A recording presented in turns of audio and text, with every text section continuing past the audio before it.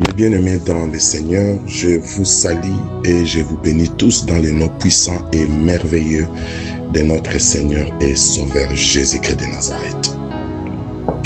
C'est encore ce matin où nous sommes en train de partager notre séminaire biblique matinal.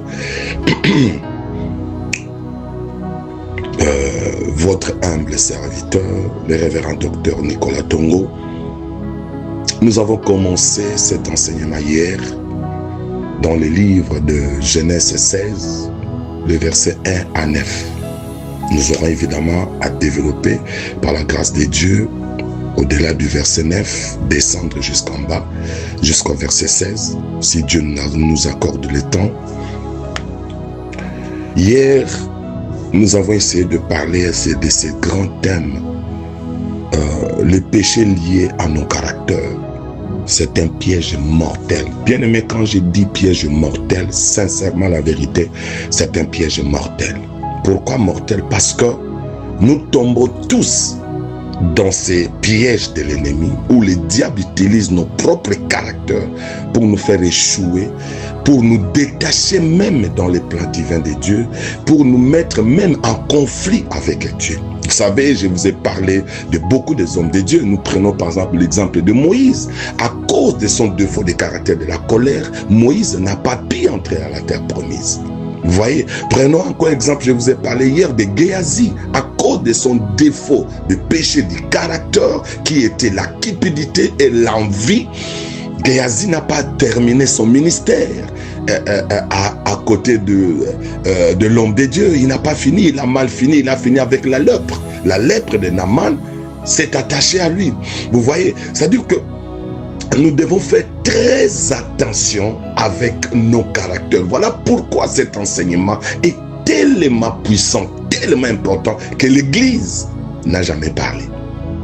C'est vraiment une grande bénédiction, toi qui as la grâce de m'écouter, toi à qui on va transférer ce message. Dis à la personne qui t'a transféré le message que le Seigneur bénisse cette personne, parce que cette personne t'a donné plus que de l'argent, plus que du diamant et plus que de l'or. Car ce message, c'est une grande bénédiction pour quelqu'un qui a l'humilité de s'asseoir et d'écouter. Voilà pourquoi je vous invite, asseyez-vous confortablement, car les choses que tu vas écouter dans les minutes qui suivent, l'Église ne t'a jamais prêché. Le Saint-Esprit est maintenant à une phase aujourd'hui de nous révéler des grandes révélations dans la parole de Dieu, des choses que l'Église n'a jamais prêchées. Le Saint-Esprit nous amène ces derniers temps à un vent nouveau, à un vent de la connaissance de la parole, à un niveau où l'Église ne comprend même pas qu'est-ce qui se passe. Le même passage, on a prêché plusieurs décennies, mais la manière dont le Saint-Esprit revient maintenant pour nous enseigner, adapter le message à la réalité du moment. Bien-aimés dans le Seigneur, c'est vraiment extraordinaire. Voilà pourquoi je vous invite, prenez place, asseyez-vous, invitez ton frère, invite ta soeur, invite ton mari, même s'il n'aime pas la parole, invite-le, dis, viens seulement écouter un peu la parole pendant 30 minutes et après tu peux aller faire ce que tu veux faire. Invite ta femme, dis, chérie, s'il vous plaît, viens, asseyons-nous, écoutons un peu cet homme de Dieu, écoutons un peu ce que le Saint-Esprit a mis dans sa bouche et après tu peux aller t'asseoir. Même toi qui étais touché par cette parole hier, tu t'es retrouvé quelque part, ne te fâche pas, c'est Dieu qui t'aime, il veut te parler. Viens, assieds-toi encore conformément, écoute encore aujourd'hui qu'est-ce que l'Esprit de Dieu veut te parler. Parce que nous courons à un temps maintenant, les gens aiment les paroles qui doivent leur faire plaisir. Ils aiment des paroles qui confortent leur cœur. Ils aiment les paroles qui leur confortent dans les zones de confort, zones toxiques, zones des échecs, zones de confusion. Ils aiment des paroles qui peuvent aller leur trouver à ce lieu-là, à cet endroit-là, de la zone de confort. Alors que Dieu veut vous faire sortir dans cette zone de confort. Il veut vous donner une nouvelle connaissance afin que vous puissiez marcher selon sa voie et que la grâce de Dieu abonde à votre vie. Nous avons vu l'exemple de Moïse, je viens de parler, de Géasi, je viens de parler de Samson, à cause du péché lié à son caractère, de l'impudicité, de l'envie sexuelle. exagéré. Samson a trahi même Dieu. Il a révélé les secrets cachés de sa mission à Delilah. Et nous avons vu les conséquences. Il a été troué les yeux et il s'est retrouvé comme un sujet de moquerie auprès des Philistins. Le même Philistin que Dieu l'avait donné la mission pour aller exterminer leur stratégie contre Israël. Voilà, souvent nous crions sur les conséquences. Mais nous ne regardons pas la source du problème. Pourquoi tu souffres aujourd'hui? Pourquoi tu te retrouves dans la situation que tu es aujourd'hui? Pourquoi tu pleures aujourd'hui? Souvent, le diable ne fait pas que tu jettes tes regards, ton regard, excusez, sur ta propre nature, ton propre défaut, ton caractère qui est insupportable, peut-être tout autour de toi. Ton caractère qui détruit toi-même. Aujourd'hui, l'évangile d'aujourd'hui, nous voyons plus sur le plan extérieur. Les gens n'aiment pas regarder sur le plan interne. Matthieu 7, Jésus est tenté de nous rappeler à l'ordre. Ne regardez pas trop sur le plan externe, regardez plus sur le plan interne. Cela veut dire quoi? Jésus nous enseigne de parler moins des autres, mais de parler plus de nous-mêmes. C'est un message que l'Église ne prêche plus. Je le dis avec tristesse. Les chrétiens sont devenus des patrons dans la présence de Dieu. Ils aiment les paroles qu'ils doivent leur plaire, des paroles qu'ils donnent la joie, les paroles qui se sentent à l'aise, mais des paroles qui touchent son ego, ils n'aiment pas. Les paroles qui touchent son caractère destructeur, ils n'aiment pas. David est notre exemple méchant, mauvais, à cause de son caractère, de l'envie aussi sexuelle. Nous avons vu comment il a détruit, il a déchiré sa propre famille.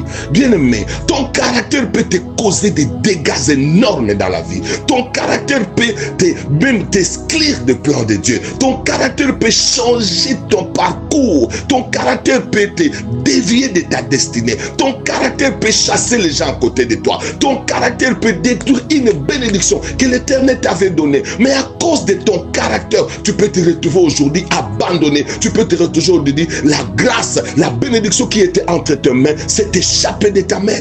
À cause de ton caractère, à cause de la jalousie, la colère, le choc émotionnel. Il y a des gens qui sont des pervers narcissiques. Il y a des gens qui sont des orgueilleux à haut niveau. Ils n'aiment pas qu'on le reproche. Ils n'aiment pas qu'on lui dise un mot. Quand tu lui dis quelque chose concernant son caractère, il se fâche, il t'abandonne, il ne veut plus être ami avec toi. Il s'éloigne de toi parce que tu as touché son ego. Tu as touché là où il ne veut pas que les gens touchent.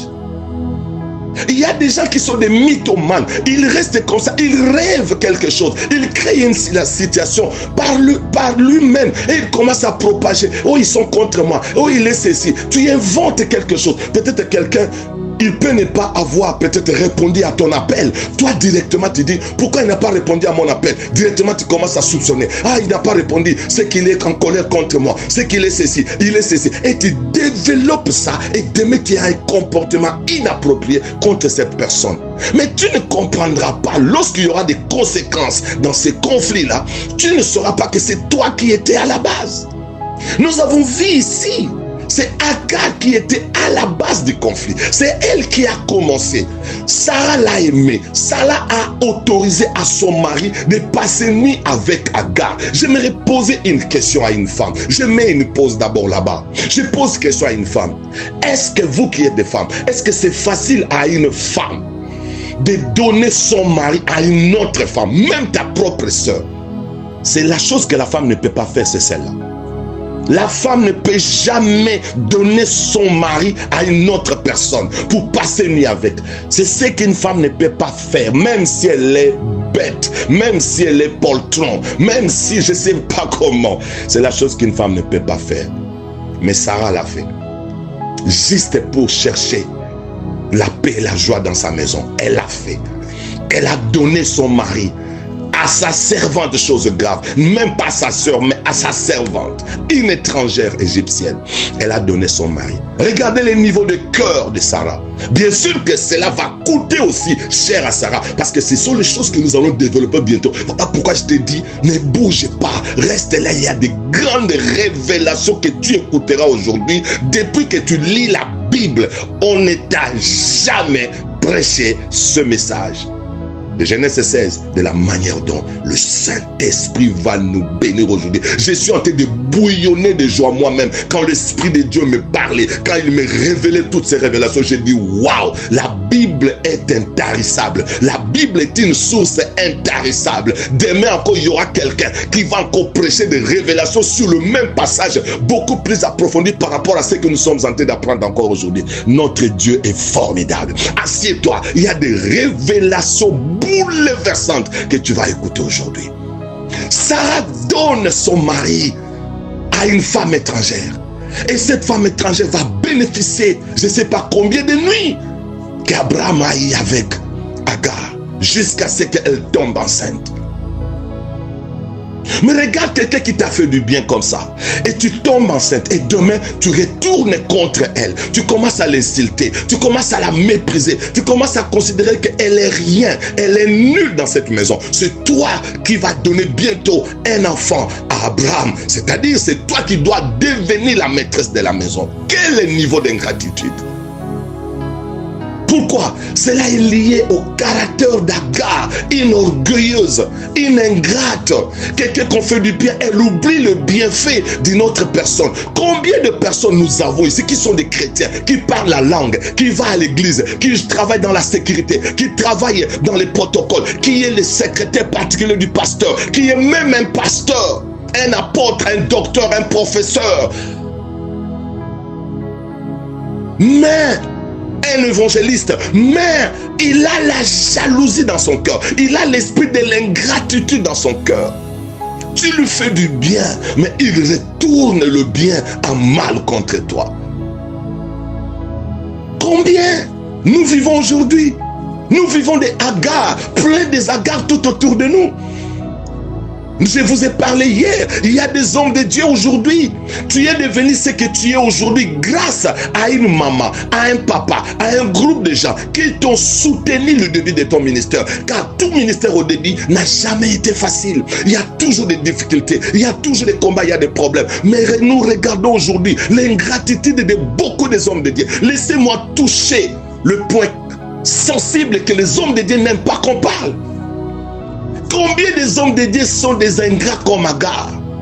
Il y a des Sarah, des Saraï, parce que là elle est encore Saraï. Il y a des Saraï qui ont béni ta vie, qui t'ont aidé. Là où tu étais incapable, ils ont donné l'argent, ils ont donné la connaissance, ils ont donné leur savoir-faire pour t'aider, pasteur, à progresser. Aujourd'hui, l'église est devenue grande. Aujourd'hui, tu es connu. Aujourd'hui, on parle de toi. Mais tu as oublié les gens avec qui tu avais commencé dans la faiblesse, dans les difficultés, dans des plaies. Les gens qui ont intercédé pendant des moments difficiles. Aujourd'hui, tu les as abandonnés. Tu commences à les traiter, ils sont de méchantes personnes, ils sont contre toi, ils veulent détruire ton ministère. Mais quand tu avais commencé, tu as oublié que ce sont eux qui t'ont aidé. Combien aujourd'hui des enfants dans la maison qui ont oublié le bienfait de leurs parents, ce que ta mère a fait, elle a souffert pendant 9 mois de te mettre dans son ventre, elle a connu des hauts et bas, il y a des nuits où elle ne dormait pas parce que tu étais trop turbulent dans le ventre, mais gloire à Dieu, un jour tu es venu, elle t'a pas enfanté facilement, peut-être c'était par césarienne, peut-être qu'elle a fait toute une journée, elle n'arrivait pas à t'enfanter, le médecin perdait l'espoir, le papa perdait l'espoir, tout le monde était découragé, mais à la dernière minute, depuis 8h du matin, tu dérangeais. Elle t'a accouché à 23h. Quelle souffrance durant toute l'année, pratiquement 24 heures de la souffrance. Mais aujourd'hui, tu deviens un monsieur. Tu as étudié avec les difficultés de ces mamans. Elle fait des petites économies pour te payer les études. Elle fait tout pour t'aider à devenir ce que tu es devenu aujourd'hui. Regardez combien des enfants aujourd'hui qui sont devenus rebelles vis-à-vis de leurs parents. Les enfants qui agissent comme Agar. Ils font le ministère d'Agar, le ministère de l'ingratitude. C'est défaut aujourd'hui qui est devenu un fléau. Tu ne penses plus à ta mère, tu ne penses plus à ton père, tu l'abandonnes à son triste sort. Allez dans des maisons de vieillards ici chez nous en Europe, tu verras des parents abandonnés. C'est comme s'il n'a pas eu des enfants, alors qu'il a des enfants. Mais qui prendra en charge cette vieillard? Maintenant, ce sont des inconnus qui sont en train de prendre soin de cette maman, de prendre soin de ses papas. Et il y a des gens qui jouent le ministère d'Agar. Et aujourd'hui, le Seigneur est en train de te parler. Toi qui joues le ministère d'Agar, tu dois comprendre que ton caractère est tellement mauvais. Et tu payeras un jour. Car tout ce qu'on aura consommé, on payera la facture. Je l'ai toujours dit, tu payeras la facture. Nous allons descendre en bas. Que Dieu nous donne, le Saint-Esprit nous donne la possibilité d'être beaucoup plus large. Je ne sais pas si nous allons terminer ce que j'ai prévu pour vous aujourd'hui, mais je vous dis, ce séminaire, terminez ça. Oh my God, moi qui vous parle, je suis en train de tressaillir de joie chaque matin que je suis dans la présence du Saint-Esprit pour recevoir des révélations incroyables. Je vous dis et je vous promets, les choses que tu attendras dans ce message, on ne t'a jamais prêché. L'église ne t'a jamais parlé de ces secrets. Le péché lié à nos caractères. Quelqu'un peut devenir grand, mais à cause d'un caractère mauvais, il peut tout détruire. Il y a des gens, tu verras, très intelligents, un garçon très doué, mais il attrape le travail. Dès qu'il commence à travailler, il a un mauvais caractère. Il n'aime pas supporter l'élévation des autres. Il n'aime pas supporter voir les autres être bénis. Dans le lieu du travail, il commence à mettre des zizanies, des manipulations, des critiques, des mensonges tout autour de ses collègues parce qu'il ne veut pas voir ses collègues-là progresser. Il ne veut pas voir ses collègues-là nommés manager. Il dit des choses, il lui met même des bâtons dans des roues juste pour que cette personne soit disqualifiée. Et jusqu'à ce que la personne sera disqualifiée, c'est à ce moment-là qu'il aura la joie. Un mauvais caractère. Tu ne peux pas t'asseoir avec les gens. Mais tu es chrétien, tu parles la langue, tu parles à l'église. Non, il est temps que le pasteur arrête avec le message de la bénédiction. Que le pasteur arrête avec le message, tu seras béni, tu vas voyager, tu vas. C'est assez. Ce message est devenu périmé devant le Saint-Esprit. Il ne veut plus attendre les gens parler de ce genre de message, car le caractère des chrétiens devient de plus en plus méchant et mauvais. Ceux qui font trop du mal aujourd'hui dans la société, c'est plus les chrétiens que les païens. Ça choque, mais je vous dis la vérité. Des pasteurs menteurs, des pasteurs cupides, des pasteurs qui tuent facilement. Moi, j'ai été empoisonné 2 fois, non pas dans les milieux païens, mais dans les milieux ecclésiastiques. Regardez comment le cœur des gens devient de plus en plus méchant. Mais qui va donner de tels messages pour rappeler aux gens, ton caractère, c'est un péché mortel et qui détruit des générations, qui détruit des villes, qui détruit des populations. Oh, que le Seigneur nous aide. Laissez-moi avancer, il y a tellement de choses. Là, c'était l'introduction sur ce que nous avons appris hier. Oh, il me reste qu'une vingtaine de minutes. Je ne sais pas si nous allons terminer. Oh my God. Examine-toi aujourd'hui. Regarde ton caractère. Qu'est-ce qui ne va pas dans ton caractère? Aujourd'hui, à travers ce séminaire, laissez de condamner les gens. Arrêtez de parler de mal trop des gens, de critiquer les gens, de donner des avis sur la vie des gens, de porter des corrections. Oh, il ne fait pas ça comme ça, normalement. Arrête ça. Parle de toi-même. Nous, en anglais, on dit mind your own business. Mind your own business. Mind your own business. Nous devons arrêter. Mind your own business. Occupe-toi de tes affaires. Occupe-toi de tes enfants. Ne parle pas trop des enfants de ta soeur. Ne critique pas trop les enfants de ton voisin. Ne critique pas trop les maris d'autrui. Parle de ta maison. Parle de tes enfants. Parle de ta propre vie. Nous devons changer l'église de Dieu. Et regardez ce couple. Sarah qui commet quelque chose de grandiose. Elle donne son mari à Agar. Et Agar change la stratégie. Elle commence à humilier Sarah. Le regard de mépris que nous avons essayé de développer la fois passée. Mais regardez maintenant, je vais vous faire comprendre quelque chose très important. Ô Saint-Esprit, aide-moi à bien transmettre la parole à ton peuple. Permets-moi d'être capable de transmettre exactement de la manière dont tu m'as donné ce message à ton peuple. Car ce message doit être transmis exactement de la manière dont tu m'as donné pour que quelqu'un soit réellement sauvé. Regardons l'histoire qui s'est passée entre 3 personnes. Abraham, Agar et Isaac. Et les 3 personnes forment ce qu'on appelle le triangle. il y a Abraham qui est au-dessus, et il y a Isaac, il y a Abraham au-dessus, il y a Sarah qui est à droite, et il y a Agar qui est à gauche du triangle.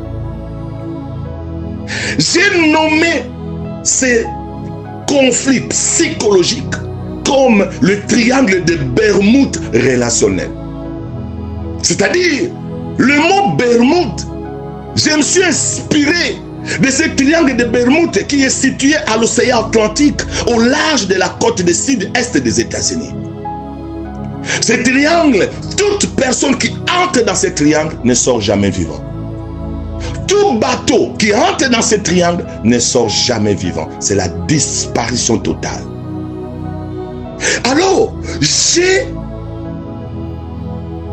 essayé de faire ce genre de métaphore, de symbolisme, de triangle entre Abraham, Sarah et Agar. Et je les ai appelés le triangle de Bermude relationnel, c'est-à-dire un triangle toxique. C'est un système toxique à 3 pôles. 1, l'oppresseur. 2, le victime. Et 3, l'observateur. Qui était l'observateur? C'était Abraham. Qui était l'oppresseur? L'oppresseur, c'était qui? Ici, ça paraît un peu bizarre, mais vous allez comprendre avec le temps. Dans un premier temps, l'oppresseur, c'était Agar. Mais ça va changer. Lorsque nous allons avancer, vous allez comprendre. L'oppresseur, c'était Agar. C'est elle qui se moquait. C'est elle qui humiliait. C'est elle qui manifestait son mauvais caractère d'ingratitude et de l'orgueil vis-à-vis de la personne qui l'a fait du bien. Et ici, le victime, c'est qui? C'est Sarah. Elle était victime. Donc, nous avons ces 3 personnages. Nous avons l'oppresseur, l'observateur et le victime.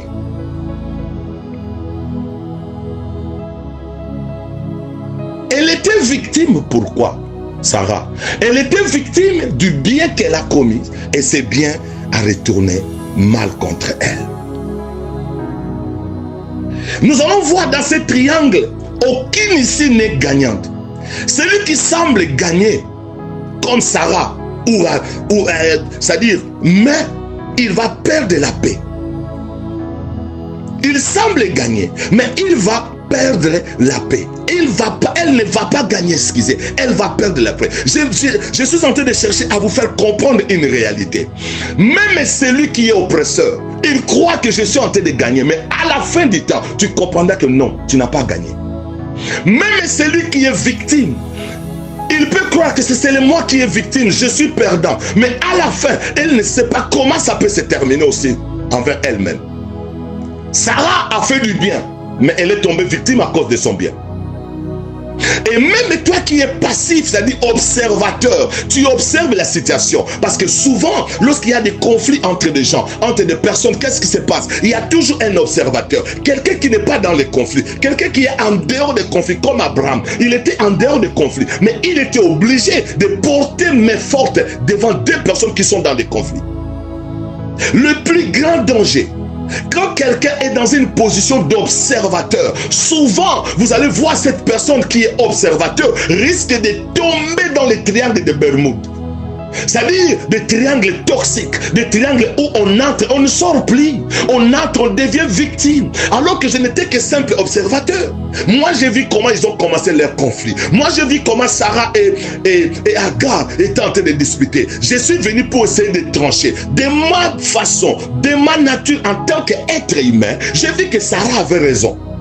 Parce que c'est Sarah qui a fait du bien. Elle m'a donné ma servante, passer une nuit avec. Mais comment ma servante aujourd'hui commence à critiquer ma femme? Donc je dois être à côté de Sarah. Abraham a pris la part de Sarah. Mais en prenant la part de Sarah en tant qu'un observateur, il y aura des conséquences qu'Abraham va pleurer plus tard. Comme c'est ça, la conclusion est quoi? Que tu sois observateur, que tu sois victime, que tu sois oppresseur, personne sortira victorieux dans les triangles de Bermude. Oh my God, quelle révélation! Personne sortira victorieux dans les triangles de Bermude. Car les triangles de Bermude, quand on entre, on ne sort plus. c'est la mort, c'est l'échec, c'est la confusion. Combien de bateaux ont disparu dans le triangle de Bermude? Jusqu'aujourd'hui, pendant des décennies, on n'a jamais pu retrouver ces bateaux qui ont disparu dans le triangle de Bermude. Cela veut dire le triangle de Bermude relationnel, spirituel que nous parlons ici. Si tu entres dans ce triangle, que tu sois victime, que tu sois oppresseur, que tu sois observateur, il y a toujours une conséquence qui va s'attacher à toi, sur le présent ou dans le futur. Vous allez voir, nous allons essayer de développer ça maintenant et vous allez comprendre, c'est just amazing, c'est terrible, c'est formidable.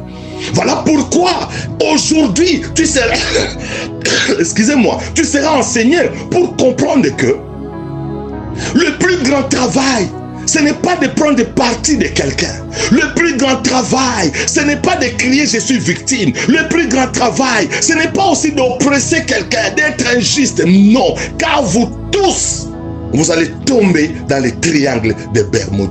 Personne sortira victorieux. Même toi qui sembles être oppresseur, tu crois que tu es victorieux, c'est faux. Tu tomberas dans le triangle de Bermude. Le triangle toxique, le triangle de la mort, le triangle de l'échec. Prenons le premier cas d'Abraham, de Sarah, d'Agar. Regardez les conséquences d'Agar. Elle est maltraitée, s'enfuit dans le désert. Il doit retourner se soumettre. L'ange l'apparaît, lui dit tu dois rentrer encore. Elle rentre pour se soumettre. Puis chasser encore définitivement avec son fils Ismaël. Genèse 21, le verset 14. Donc lorsque l'ange l'a apparu, qui lui a dit où vas-tu? D'où viens-tu et où vas-tu?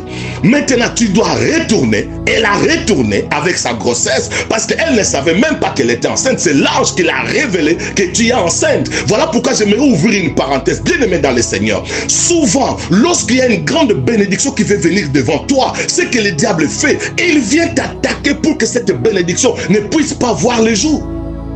Elle ne savait pas qu'elle était enceinte. Pendant qu'elle avait son mauvais caractère, alors qu'il y avait une bénédiction qui était en elle. La bénédiction était cachée dans son ventre.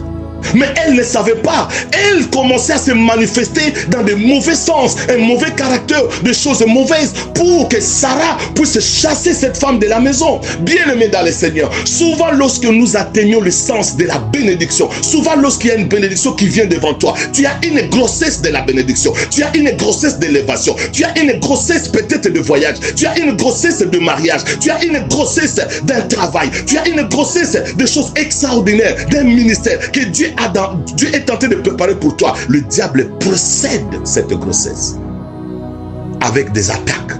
Et il ne peut qu'en profiter facilement à travers ton caractère. C'est à travers ton caractère que le diable va utiliser maintenant pour détruire ta bénédiction. Il a utilisé contre Samson, il a détruit Samson. Il a utilisé contre Moïse, il a détruit Moïse. Il a utilisé contre David, il a détruit David. Et il peut l'utiliser aussi contre toi. C'est pourquoi quand tu vois dans ta vie, il y a trop de combats tout autour de toi. Tu te comportes mal. À un moment donné, tu deviens méchante. Tu deviens méchant. Ton comportement n'est plus digne. Sache-le bien que devant ces combats, il y a une grossesse qui est cachée en toi. Il y a une grossesse. Mon frère et ma soeur, arrête. Stop comme on a appris hier. Moïse a attendu le bruit, il a arrêté. Il devait retourner pour regarder quelle est cette vision qui est derrière moi. Le moment est venu, c'est que Dieu m'avait dit, Nicolas, arrête-toi toujours pour regarder en arrière, en fait que tu ne tombes pas dans les pièges de l'ennemi. Il peut utiliser ton caractère pour détruire ta destinée. Il peut utiliser ton caractère pour détruire beaucoup de choses devant toi. Arrête-toi. Garde calme. Ne tombe pas dans les pièges de l'ennemi. Parle plus au-dedans de toi. Corrige-toi plus que de corriger les autres. Alléluia, alléluia, alléluia. Elle va fuir au désert. Son enfant est sur le point de mourir de soif. Voilà les conséquences de tout ça. Elle qui était oppresseur, voilà maintenant les conséquences. Toi, tu crois que quand tu critiques, toi, tu crois que quand tu incites, toi, tu crois que quand tu fais du mal, tu es bien. Je l'ai humilié. Il y a même des gens qui disent, je vais te balancer dans des réseaux sociaux. Qu'ils attendent, j'ai ces images, j'ai ces photos, j'ai ces... Oui, tu vas les faire, tu vas balancer. Mais sache-le que tu es Agar. Tu auras des conséquences. Quand Agar avait commencé d'humilier Sarah, elle ne savait pas qu'un jour, elle sera chassée définitivement. La première fois, c'est elle qui avait quitté. Mais la seconde fois, on l'a chassée. Deuxièmement, chassée avec l'enfant. Troisièmement, elle a vu la mort de son fils dans le désert. Il n'y avait pas l'eau. L'enfant voulait mourir. Troisièmement, elle est devenue misérable. Mais c'est elle qui était l'oppresseur. L'oppresseur est de devenir victime. Oh my God, j'aimerais parler à quelqu'un. Aujourd'hui, tu es l'oppresseur dans la vie de quelqu'un. Tu fais du mal à quelqu'un, mais sache-le, le moment viendra, tu deviendras victime. Victime quelque part, victime entre les mains d'une autre personne, victime entre les mains d'un groupe de gens, victime dans le travail, victime dans la société, victime dans un terrain lointain. L'enfant prodigue était l'oppresseur vis-à-vis de son père. Il a blessé son papa. Il a fait du mal dans le cœur de son père pour lui dire, donnez-moi ma part. En Israël, quand un enfant demande sa part, cela veut dire qu'il a déclaré la mort de son père. Car on ne peut pas donner l'héritage sans la mort. L'héritage passe d'abord par la mort. C'est-à-dire l'enfant prodigue, le fait de demander à son père, donnez-moi mon héritage, c'est-à-dire elle déclarait la mort. Il dit, papa, je n'ai pas besoin de toi, tu dois mourir. Donne-moi mon héritage. Bien aimé dans le Seigneur. Vous lisez la Bible, mais vous ne comprenez pas les secrets cachés dans la parole de Dieu. Cet enfant prodigue était un oppresseur. Elle a fait du mal à son père. Elle a déclaré la mort. Mais ce papa avait un grand cœur. Un grand cœur. Un cœur rempli d'amour. C'était l'humiliation. Il pouvait même le gifler. Il pouvait même lui faire du mal. Comment tu peux déclarer ma mort? Car quand on demande l'héritage en Israël, c'est déclarer la mort de la personne afin que tu puisses prendre l'héritage. Mais regardez l'oppresseur, il deviendra victime plus tard. La Bible dit lorsqu'il est parti dans un terrain lointain, il a utilisé la force qu'il avait qui était l'argent. Il a joui. Bien. Tu fais du mal à quelqu'un aujourd'hui, tu te jouis maintenant, tu es à l'aise. Je l'ai humilié, je l'ai insulté, je lui ai fait du mal, je lui ai fait ceci. Il a senti, moi je ne blague pas, moi je sais parler, moi je suis une femme, un homme ne blague pas avec moi. Moi je suis un homme, une femme ne blague pas avec moi. J'ai humilié cette femme, j'ai humilié cet homme. Bien aimé, tu l'as fait, oui, tu es oppresseur, oui, mais tu deviendras victime bientôt. Alléluia. Pasteur, tu humilies cette femme dans l'église, tu humilies ses frères dans l'église. Oui, tu es l'oppresseur, mais tu deviendras victime plus tard. Agar était oppresseur, elle a fini à devenir victime. L'enfant prodigue était oppresseur auprès de son père, il a fini à devenir victime. Il est resté, il n'y avait même pas à manger. La Bible déclare, même ce que le pourceau mangeait, il n'en revenait même pas à en avoir. Il est devenu victime et jusqu'au point il a dit, la souffrance a tellement atteint un niveau, je ne peux plus. La Bible dit, retourner en lui-même, je dois rentrer auprès de mon père. Oh my God, wonderful. Oh Seigneur, je te bénis. Seigneur, aide quelqu'un qui est tenté de m'écouter ce matin à travers ce message, de savoir que même si tu es oppresseur aujourd'hui, tu deviendras victime demain. Tu deviendras victime demain. Alléluia, alléluia. Elle qui était oppresseur, elle devient victime. Alléluia. Elle devient une étrangère. Et son fils est en train de pleurer. Et Dieu a intervenu afin que l'enfant ne puisse pas mourir et qu'il y ait de l'eau. Genèse 16. Le verset 12. Regardez maintenant, parlons de Sarah. Elle obtient gain de cause, oui. Son mari l'a soutenue, oui. Elle a vu cette femme qui se moquait de son fils Isaac. Parce que lorsque Agar a enfanté Ismaël, à un moment donné aussi, Sarah, Dieu l'a béni. Sarah, Dieu l'a donné aussi un enfant qui s'appelait Isaac. Et lorsque Sarah a Isaac, les deux enfants jouaient, un jour, elle a constaté que elle n'avait pas assez de pouvoir. Et vit que Ismaël se moquait d'Isaac. Et elle a pris la décision que cet enfant soit chassé de la maison avec sa mère. Des réactions charnelles de Sarah. Des réactions charnelles de Sarah qui a contribué jusqu'aujourd'hui. Ismaël qui est les Arabes ne s'attendait plus jamais avec l'Israël. Voilà les conséquences. Elle qui était victime, elle a changé, elle est devenue oppresseur de Agar encore.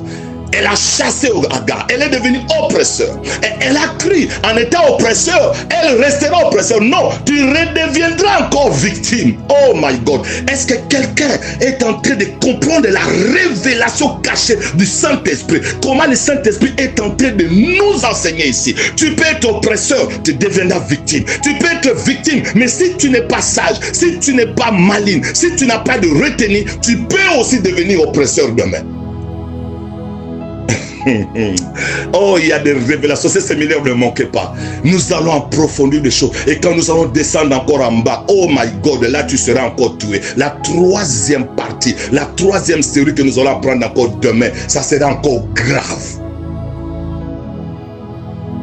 Sarah aujourd'hui est devenue victime d'une façon maintenant éternelle. Le combat entre Ismaël et Isaac est devenu interminable.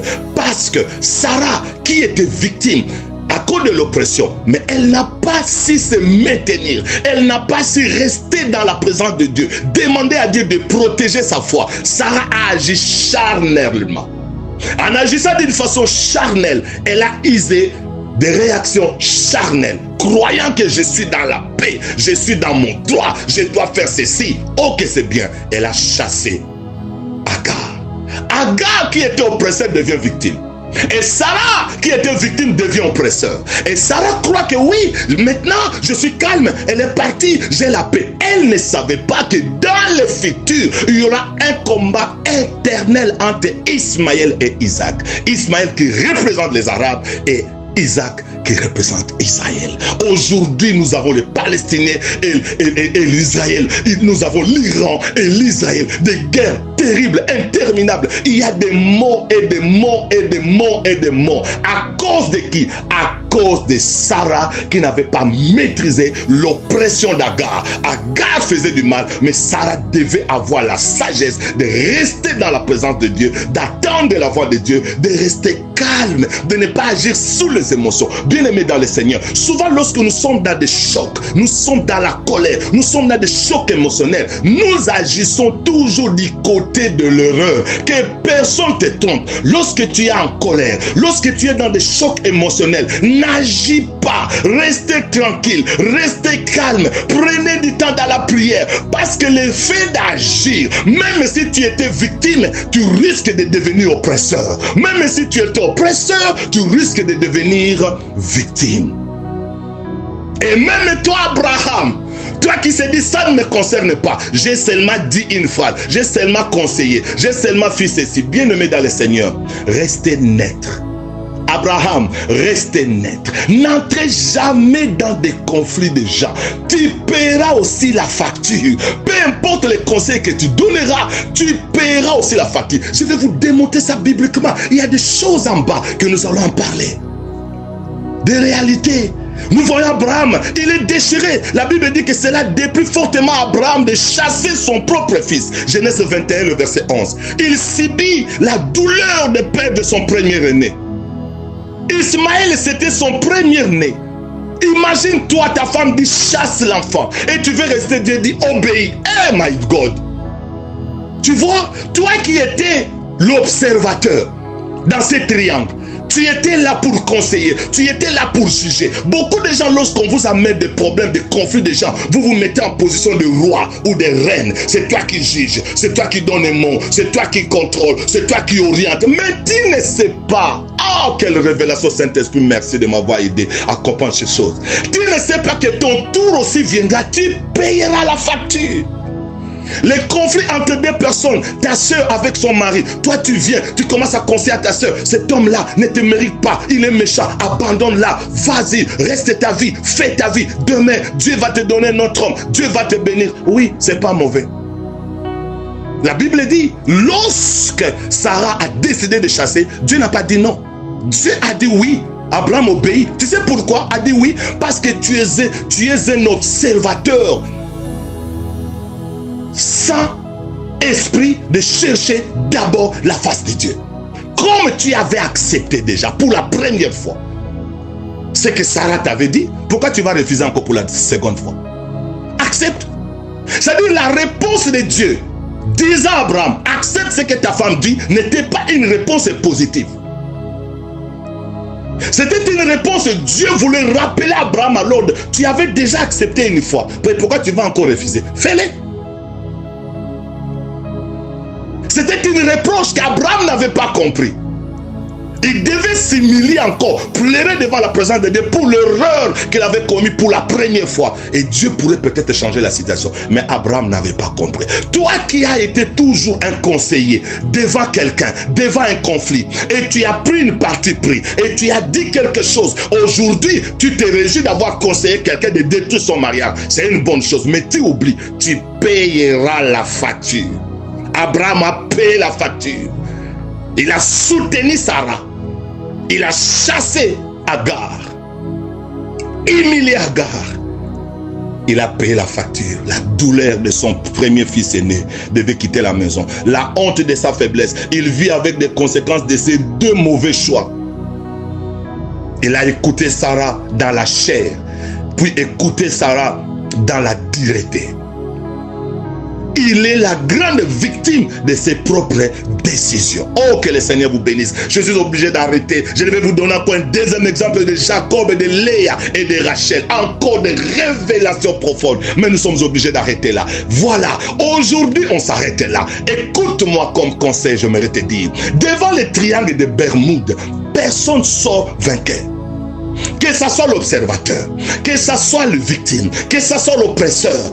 Personne sortira vainqueur. Ne te glorifie pas quand tu as oppressé quelqu'un. Tu crois que tu as gagné. Oui, c'est bien. Tu as fait du mal à cet homme. Tu l'as humilié. Tu l'as insulté. Tu as dit des mensonges à son nom. Ma soeur, très bien. Acclame-toi. Tu dis que je suis devenu vainqueur. Moi qui Agar. Mais tu oublies. Bientôt, toi qui étais oppresseur, tu deviendras victime. Tu vas pleurer dans le désert. Tu seras chassé du terrain de ta gloire. Tu seras chassé du terrain de ta bénédiction. Et le premier-né, qui est peut-être une bénédiction que tu as eu pendant ce moment où tu te croyais être oppresseur, cette même bénédiction deviendra un sujet de plainte pour toi. Voilà pourquoi tu vois des gens, il a fait du mal de l'oppression, il a gagné, il a eu la place, il a eu le travail, il a pris le mariage de son ami. Mais à la fin, ça se termine que cet même homme que tu avais pris le mariage qui était entre elle et ta copine, tu deviendras cette même homme, va t'humilier à un point que tu ne t'attendais pas. Parce que tu es en train de payer maintenant les résultats d'un oppresseur. Quand on est oppresseur, on finit à devenir victime. Et quand on est victime, on n'a pas la sagesse de Dieu, de rester dans la présence de Dieu, de prier, que Dieu te donne la sagesse, que tu te calmes, que les émotions partent, que la colère parte avant de décider. Quand tu décides sous la colère, sous la chair, comme Sarah, tu deviendras aussi victime un jour.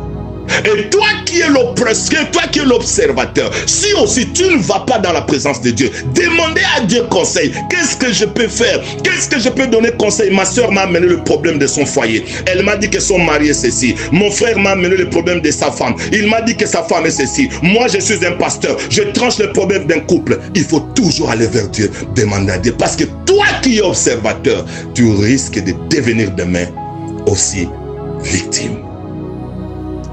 Abraham l'a payé. Il était observateur. Il a payé le prix.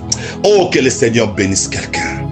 Quelqu'un qui a écouté cette grande révélation qu'on n'a jamais prêchée à l'église. Le Saint-Esprit aujourd'hui commence à nous aider. Nous avons compris ce triangle de Bermude qui est un triangle de la mort, un triangle toxique, un triangle relationnel où que tu veuilles ou non, personne ne sortira victorieux. Que ça soit l'observateur, que ça soit l'agresseur, que ça soit la personne qui est victime, tu ne sortiras pas victorieux. Seul moment qui peut te sortir victorieux, si tu domines la colère, tu domines le choc émotionnel et tu vas dans la présence de Dieu. C'est le Saint-Esprit qui va te donner la solution. Que le Seigneur vous bénisse. C'est encore votre révérend docteur Nicolas Tongo. Au nom de Jésus-Christ. Amen.